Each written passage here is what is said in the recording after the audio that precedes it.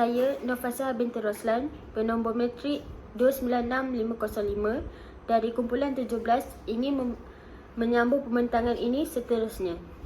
Prinsip: untuk berlaku adil kepada pihak pelanggan dan juga pihak organisasi, peraturan dan prosedur perlu diikuti sebaiknya. Untuk memastikan peraturan dan prosedur ini dilakukan dengan baik, organisasi telah mengamalkan 5 prinsip perorganisasian. Prinsip yang pertama adalah pengkhususan kerja. Untuk memastikan pelanggan yang membuat aduan dilayani dengan baik, pekerja di Jabatan Aduan akan menjalani program latihan tentang cara untuk mengendali pelanggan, dan skop kerjanya pula khusus untuk membantu dan melanggani pelanggan sahaja. Prinsip yang kedua pula adalah kesatuan arahan. Setiap pekerja hanya perlu melaporkan kepada ketua setiap jabatan, yang seterusnya melaporkan pula kepada pengurus besar syarikat. Ini menjadikan arahan yang diberikan oleh pengurus besar diterima dengan jelas oleh ketua jabatan dan disampaikan dengan jelas kepada para pekerjanya. Prinsip yang seterusnya pula adalah rantaian arahan. Susulan daripada prinsip kedua, rantaian arahan akan memudahkan hubungan kuasa, iaitu tanggungjawab antara pihak pengurusan dengan para pekerjanya dalam keseluruhan organisasi sampai dengan jelas. Prinsip yang seterusnya pula adalah kuasa. Kuasa adalah hak dalam membuat keputusan serta mengambil tindakan dalam menjayakan sesuatu pekerjaan. Hanya pengurus besar sahaja yang mempunyai kuasa sepenuhnya untuk memberikan arahan kepada para pekerjanya. Para pekerja pula wajib mematuhi arahan yang diberikan. Kuasa di sini hanyalah merujuk kepada kuasa formal sahaja, di mana pengurus besar hanya mempunyai hak tersebut hanya pada waktu kerja sahaja. Prinsip yang terakhir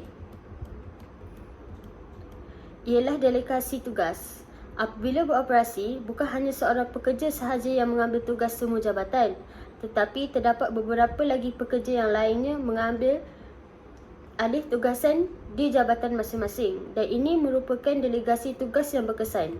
Ianya berkesan apabila setiap tugas di jabatan masing-masing berjaya diselesaikan dalam masa yang ditetapkan dengan tiada sebarang aduan berbangkit. Fungsi pengurusan yang ketiga pula ialah L, iaitu leadership atau kepimpinan. Menurut Kamus Dewan, kepimpinan ialah perkataan terbitan daripada pimpin. Pimpin bererti bimbing, pandu atau tunjuk. Memimpin diberi erti sebagai memegang tangan dan membawa berjalan menuju ke suatu tempat. Kepimpinan membawa erti keupayaan memimpin, dan kepimpinan pula keupayaan sebagai pemimpin, daya seseorang memimpin. Kepimpinan adalah proses untuk mempengaruhi para pekerja untuk patuh kepada arahannya. Untuk menjadi seorang pengurus yang berjaya, pengurus haruslah mempunyai sifat kepimpinan yang tinggi. Antara sifat kepimpinan yang perlu ada pada seseorang pengurus adalah bijak, yakin pada diri, sentiasa menambah ilmu dan juga berpengetahuan mengenai kerja yang haruslah kreatif.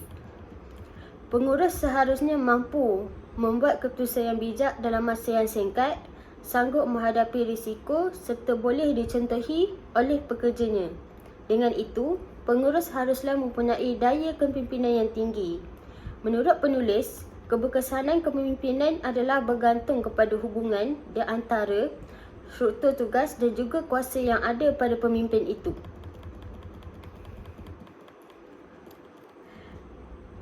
Selain itu, 3 kategori pemimpin.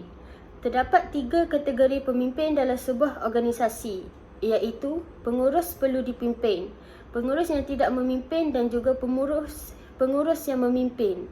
Pengurus yang baik merupakan seorang pengurus yang memimpin. Dengan kesabaran yang tinggi dan kemahiran komunikasi yang berkesan, pasti ianya dapat membuatkan pekerjanya mengikuti hala tuju, misi, visi dan juga objektif syarikat dengan mudah. Kepimpinan mempunyai ciri-cirinya yang tersendiri. Antara ciri kepimpinannya adalah kepimpinan perlu wujud dalam apa sahaja aktiviti. Ini bermakna kepimpinan ini berkaitan secara langsung atau secara tidak langsung dengan aktiviti yang melibatkan organisasi. Ciri yang keduanya pula adalah kepimpinan mempunyai hubungan yang kuat dan rapat dengan kuasa.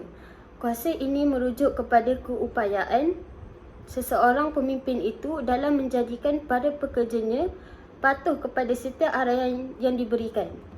Ciri yang ketiga pula, seorang pemimpin haruslah mempunyai fungsi kepimpinan yang terkandung tugasan yang menetapkan matlamat dan menyusun, mengarah dan juga menyelaraskan usaha untuk mencapai matlamat yang ditetapkan.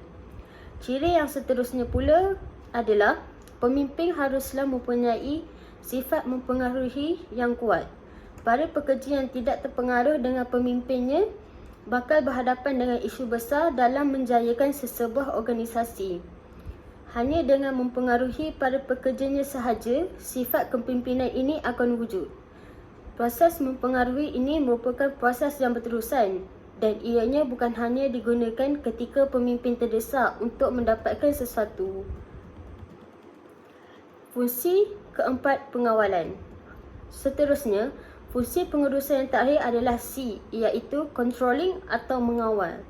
Pada peringkat ini pula, ianya merangkumi tindakan yang dalam memastikan prestasi kerja, tugas dan juga tanggungjawab sesebuah organisasi tidak tersasar dari hala tuju, misi, visi dan juga objektif organisasi.